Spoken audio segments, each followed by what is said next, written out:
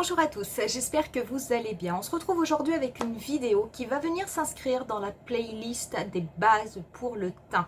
Je vous avais fait des playlists, j'en avais fait une avec les bases du maquillage où je vais vous montrer les différentes techniques de maquillage pour faire des smokies, des halos, des graphiques, etc. etc.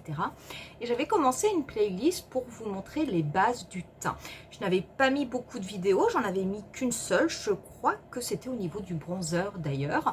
Donc les vidéos ne sont pas du tout dans l'ordre dans lequel je fais mon teint, mais c'est simplement, ces vidéos sont là pour vous aider, pour vous donner des petites astuces si quelquefois vous avez des petites difficultés pour déposer certains produits au niveau de votre visage. L'anti-cerne, pour moi qui ai une peau mature, c'est quelque chose qui est absolument indispensable. Je peux éventuellement ne pas mettre de fond de teint, je peux ne pas mettre plein de choses sur mon visage, mais je ne peux pas ne pas mettre d'anti-cerne.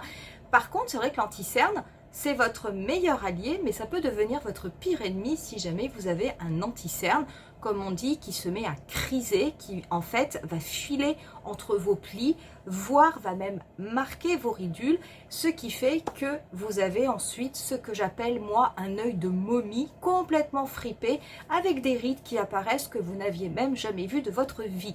Donc aujourd'hui, ce que je vais vous montrer, c'est comment j'applique mon anti-cerne, quelles sont toutes les étapes que je fais, parce que dans mes vidéos, il y a certaines étapes que je ne montre pas, puisqu'en général, je me concentre plutôt sur le maquillage des yeux. Donc là, vous allez tout voir, je vais vous donner plein de petites astuces pour que votre anti-cerne ne file pas, ou en tout cas file le moins possible au niveau des petites ridules. Et du coup, je pense qu'après, vous pourrez les tester et puis vous me donnerez vos retours. Et si jamais vous aviez quelques petites difficultés avec votre anti-cerne, peut-être que ça ira beaucoup mieux. Au niveau des produits que je vais vous montrer aujourd'hui, vous les retrouverez au niveau de la barre d'infos. Je vais vous en présenter plusieurs à chaque étape, de façon à ce que vous puissiez regarder tout simplement si vous n'avez pas un équivalent ou un de ces produits dans vos tiroirs. Si jamais cette vidéo vous plaît, n'hésitez pas à mettre un petit pouce et à vous abonner à ma chaîne, comme d'habitude. Et pour ce qui est de cette vidéo spéciale anti-cerne, on va commencer de suite. Qu'est-ce que j'ai fait pour le moment? Pas grand chose. J'ai simplement appliqué mes soins habituels, à savoir mon sérum, un fluide, une crème pour les yeux, et c'est tout ce que j'ai fait. Sachez que la première chose à savoir, il faut impérativement, quel que soit votre type de peau, hydrater votre peau et hydrater votre dessous d'œil. Au niveau du dessous d'œil, la peau est plus fine que sur les autres parties du visage, donc c'est une peau qui est fragile. Si jamais cette peau manque d'hydratation, vous pourrez appliquer n'importe quel anti-cerne, même le plus cher du monde, vous pourrez l'appliquer au doigt, au pinceau, à l'éponge, cela ne fonctionnera jamais. Vous allez avoir un anti-cerne qui ne va pas bien fusionner avec la peau, qui aura du mal à pénétrer et qui va apparaître comme s'il y avait des taches ou comme s'il y avait des amas. Vous n'arriverez pas à avoir un résultat joli. Tout est dans l'hydratation. Même si vous avez une paupière grasse ou une peau grasse, il faut quand même hydrater votre dessous d'œil avec des produits qui sont tout simplement adaptés. Une fois que j'ai fait mes soins, j'attends toujours un petit peu avant de commencer à me maquiller, le temps que la peau ait le temps d'absorber. En général, moi, je commence mon maquillage par le fond de teint. Le fond de teint, aujourd'hui, je vais utiliser le Dior Backstage, mais vous pouvez utiliser le fond de teint que vous voulez, puisque de toute façon, la vidéo du jour n'est absolument pas sur le fond de teint. Par contre, petite chose à savoir, un fond de teint n'est pas un anti-cerne et ne pourra jamais faire le travail de votre anti-cerne. Donc, lorsque vous appliquez votre fond de teint, ne remontez jamais le produit jusqu'au niveau de votre ras de cils inférieur. Ne déposez pas de produit au niveau de votre cerne, ni de toute la zone de votre dessous d'œil. Pourquoi? La peau du dessous d'œil étant très fine, si jamais vous mettez un fond de teint et que par-dessus, vous appliquez un anti-cerne, vous allez avoir trop de matière et là par contre votre peau, même si elle est bien hydratée, va avoir tendance à craqueler, à beaucoup plus marquer les ridules, tout simplement parce qu'il y aura trop de produits.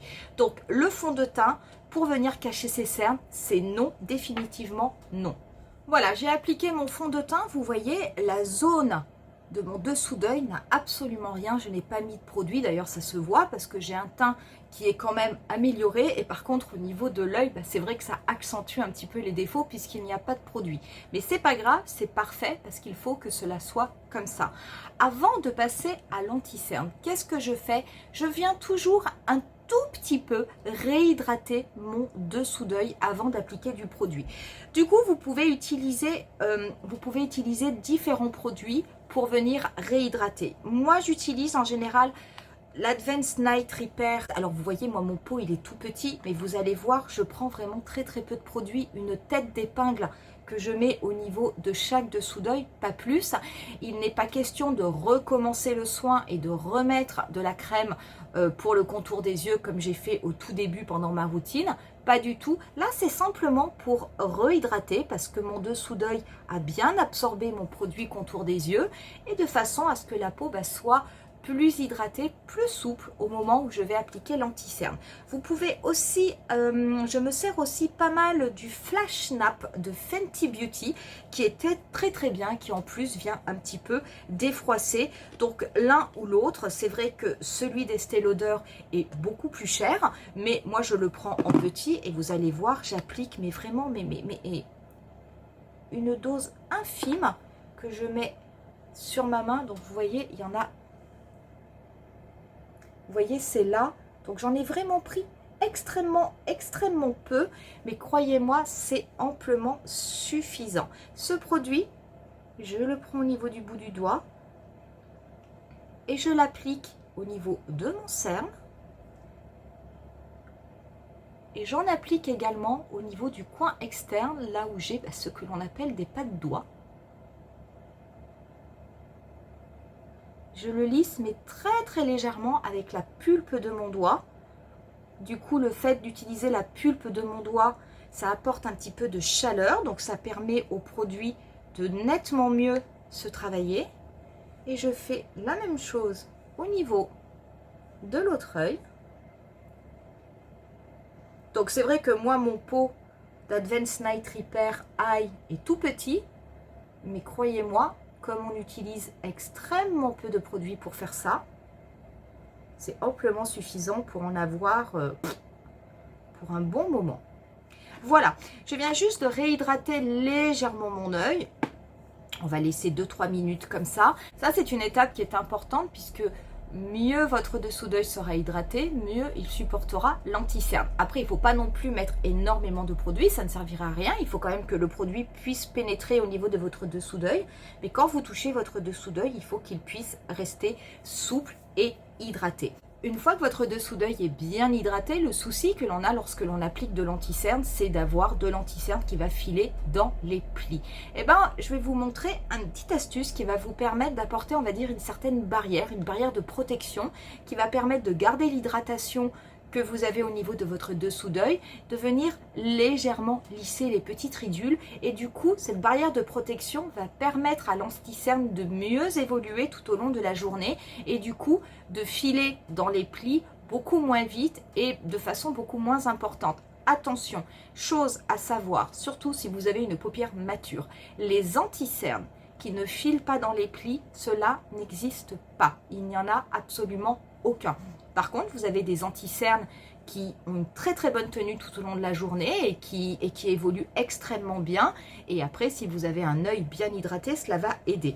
Mais ne croyez pas que vous allez un jour arriver à avoir un anti-cerne qui ne bougera absolument jamais pendant 8 heures ou pendant 10 heures que vous allez porter votre maquillage. Ça, non, ça n'existe pas. Ça n'existe que chez des personnes qui ont à la rigueur 20 ans et qui n'ont absolument aucune ride au niveau du dessous des yeux. Cette petite astuce pour limiter le fait que l'anti-cerne file dans les plis, eh ben c'est tout simplement d'appliquer une base. Vous en avez plusieurs qui fonctionnent très bien. Ce sont des bases qui sont lissantes, qui sont faites en général pour venir lisser les pores, pour affiner le grain de la peau. Eh bien, ça va marcher pour vos pores, ça va marcher aussi pour votre dessous d'œil et pour les rides. Il ne faut pas hésiter des fois à utiliser des produits pour autre chose que ceux que l'on vous dit à la base. et un produit que vous allez utiliser au niveau de la zone du nez pour camoufler vos pores, il n'y a pas de problème, vous pouvez tout à fait l'utiliser pour votre dessous d'œil. Moi j'en ai plusieurs qui fonctionnent très bien, qui sont du coup des bases lissantes camouflantes. Vous avez le pore filler, vous avez le pore filler de NYX qui a l'avantage d'être un petit prix. Vous aviez avant le Prime and Poreless de Too Faced, je dis avant parce que malheureusement ce produit absolument exceptionnel n'existe plus. D'ailleurs si Too Faced pouvait le refaire, je trouve que ça serait très très bien.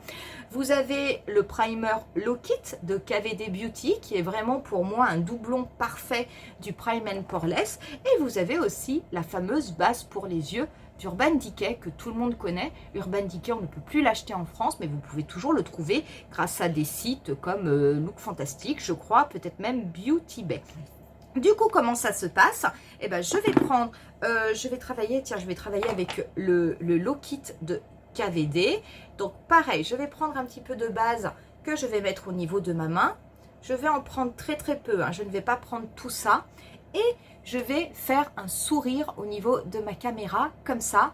Et en faisant un sourire, en plissant les yeux, je vais avoir des petites rides qui vont apparaître ici au niveau de mon dessous d'œil. Et je vais également voir mes pattes doigts au niveau du coin externe de mon œil. Je vais appliquer sur ces zones-là, par contre, sans faire mon sourire, je vais appliquer légèrement de la base. Donc pareil, j'en mets très très peu.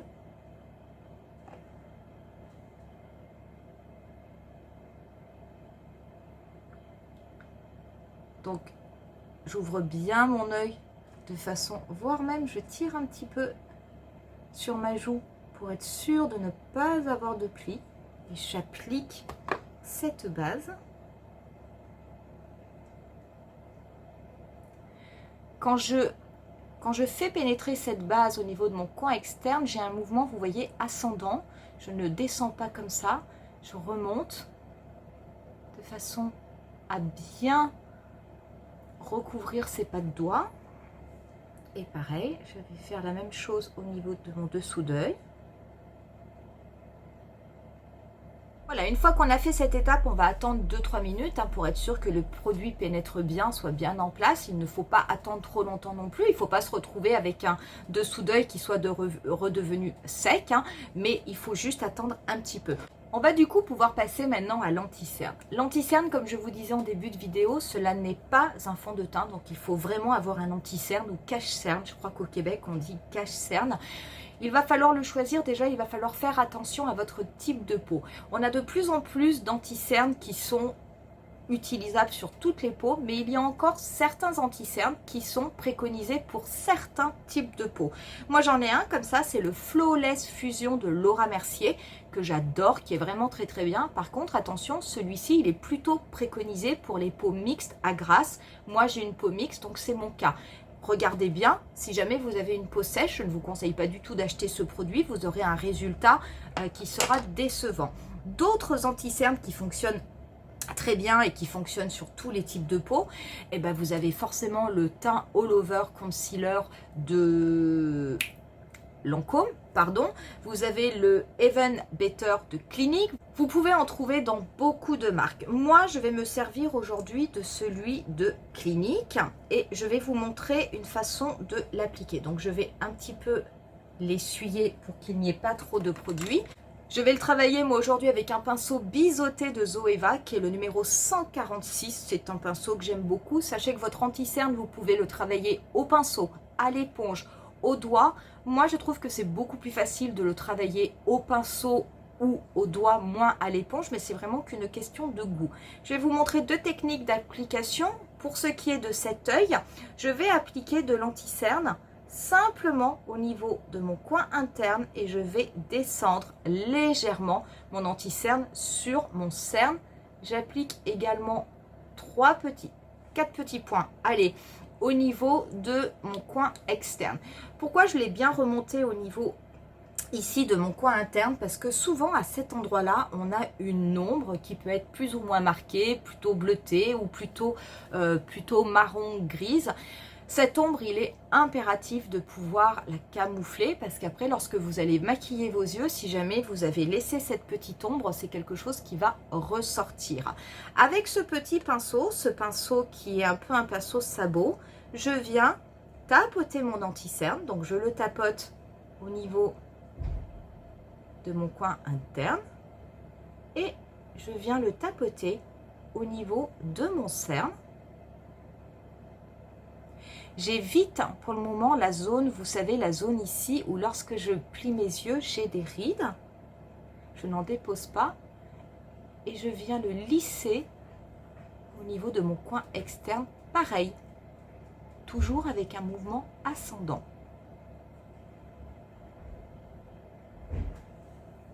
Je reprends le même pinceau sans rajouter de produit et avec ce qui me reste sur le pinceau, je viens simplement tapoter cette zone. Je vais un petit peu tirer sur ma joue pour être sûr que je n'ai pas de rides. Et je viens tapoter et le fondre avec mon fond de teint. Autre technique que vous pouvez faire au niveau de cet œil, le début de l'application est le même. Je mets sur mon cerne, je mets également au niveau du coin externe. Par contre là, comme j'ai des petites taches, je vais mettre des petits points. Je vais garder mon pinceau, je vais tout d'abord travailler de la même façon, c'est-à-dire que je vais commencer par tapoter au niveau de ce coin interne pour être sûr que je n'ai pas de produit. Si j'ai mis un petit peu trop d'anti-cerne, je n'hésite pas à venir tapoter au niveau du dessus de ma main. J'en profite pour faire ensuite le coin externe, pareil avec des mouvements ascendants. Et pour ce qui est de cette zone-là, je viens simplement tapoter. Pareil, je tire un peu ma peau de façon à ce que l'anti-cerne vienne bien se mélanger. Je ne lisse pas, je viens vraiment juste le tapoter de façon à ce qu'il se mette bien en place. À ce stade-là, l'anti-cerne est déposé, il n'y a pas de souci. Il va falloir attendre 2-3 minutes, le temps que l'anti-cerne, on va dire, se mette en place et sèche. Et vous allez voir, on va revenir travailler un tout petit peu dessus. Moi, en général, dans ce cas-là, qu'est-ce que je fais? J'en profite pour faire mes sourcils. Et du coup, on va revenir au niveau de l'anti-cerne. L'anti-cerne, là, je vais me servir, moi, de mes doigts. Donc, vous avez deux possibilités. Soit vous mettez votre index comme ça sur le haut de votre joue pour tirer votre peau et pour n'avoir aucun pli. Soit vous faites une sorte de grimace qui est comme ça, de façon à bien tirer le dessous de votre paupière, pardon, qu'il n'y ait pas de pli. Qu'est-ce que l'on va faire une fois qu'on aura fait cette grimace ou qu'on aura tiré la peau? Et bien, on va simplement venir avec la pulpe du doigt, juste tapoter là où on a mis l'anti-cerne pour que celui-ci soit vraiment figé et reste bien en place. À ce stade-là, si jamais vous avez déjà un petit peu d'anti-cerne qui a filé au niveau des ridules, à la rigueur, c'est normal. Vous allez pouvoir juste le tapoter avec le doigt de façon à le figer de façon définitive pour toute la journée. Donc, je vais faire de cet œil-là simplement en tirant ma joue. Et sur l'autre œil, je vais faire avec la grimace. Et je tapote aussi. Là, votre anti-cerne ne devrait plus bouger. Maintenant, ce qu'il va falloir faire, c'est le poudrer. Quelquefois, c'est vrai qu'on entend qu'un anti-cerne ne se poudre jamais. Si vous ne poudrez pas votre anti-cerne avec une paupière mature, ça ne pourra pas tenir. Quel que soit votre type de peau, il faut quand même poudrer votre anti-cerne. Les poudres, il faut faire attention, je vous déconseille d'utiliser des poudres compactes. C'est vrai que les poudres compactes peuvent être très bien pour venir poudrer, pour venir figer, mais par contre, quelquefois c'est un peu trop épais, il y a trop de matière, ce qui fait que ça va avoir tendance déjà à dessécher votre dessous d'œil et surtout dans ces cas-là à venir marquer encore plus les rides. Il faut prendre du coup des poudres qui sont légères, il y en a plusieurs. Vous pouvez utiliser la poudre de By Terry, la poudre hyaluronique. Cette poudre elle a deux avantages. Le premier avantage c'est qu'il en faut extrêmement peu pour poudrer votre visage, donc il y aura quasiment, ça sera imperceptible, la poudre que vous allez déposer au niveau de votre dessous d'œil. C'est une poudre en plus qui contient de l'acide hyaluronique, donc l'avantage c'est que c'est une poudre qui ne va pas dessécher votre dessous d'œil, du coup qui ne va pas accentuer le marquage des rides. Vous pouvez utiliser également la poudre HD High Definition Powder de Make Up For Ever. Vous pouvez utiliser aussi, moi je l'utilise pas mal, c'est une poudre de Laura Mercier, c'est la poudre lumineuse secrète dessous des yeux. C'est une poudre, vous savez, lorsque vous la touchez, lorsque vous la passez entre les doigts, ça ressemble à de la soie tellement c'est doux. C'est une poudre d'une très grande finesse qui est quasiment imperceptible. Vous en avez également une qui existe chez MAC, c'est également le même type de poudre, c'est la poudre correctrice transparente Finishing Powder. Donc toutes ces poudres là fonctionnent pour la simple et bonne raison qu'elles sont assez fines pour poudrer votre dessous d'œil sans marquer aucune zone. Ça ne va pas venir assécher votre dessous d'œil, mais par contre voilà, je vous déconseille d'utiliser des poudres compactes qui pourraient venir, qui pourraient apporter, on va dire, un résultat pas très joli. Je vais donc prendre un petit pinceau, je vais me servir de la poudre de By Terry, la poudre hyaluronique que l'on ne présente plus. J'en ai 10 fois trop dans mon capot. Je prends un petit pinceau assez fluffy highlighter. Je n'hésite pas à tapoter. Je vais refaire ma grimace parce qu'on ne poudre pas son dessous d'œil avec des petites rides apparentes ou en souriant ou en plissant les yeux. Sinon, vous allez marquer pareil les ridules. On poudre son dessous des yeux soit en tirant sur sa joue avec son index, soit en faisant la fameuse grimace, ce que je vais faire moi parce que c'est quand même la technique pour avoir un dessous d'œil le plus lisse possible. Alors, comme ça, et je vais balayer, mais vraiment balayer un tout petit peu de poudre sur mon dessous d'œil.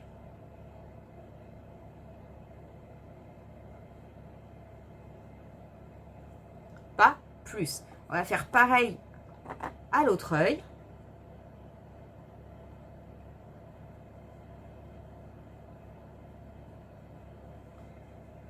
Et là, du coup, vous devriez avoir un anti-cerne qui devrait se comporter quand même relativement bien pendant toute la journée.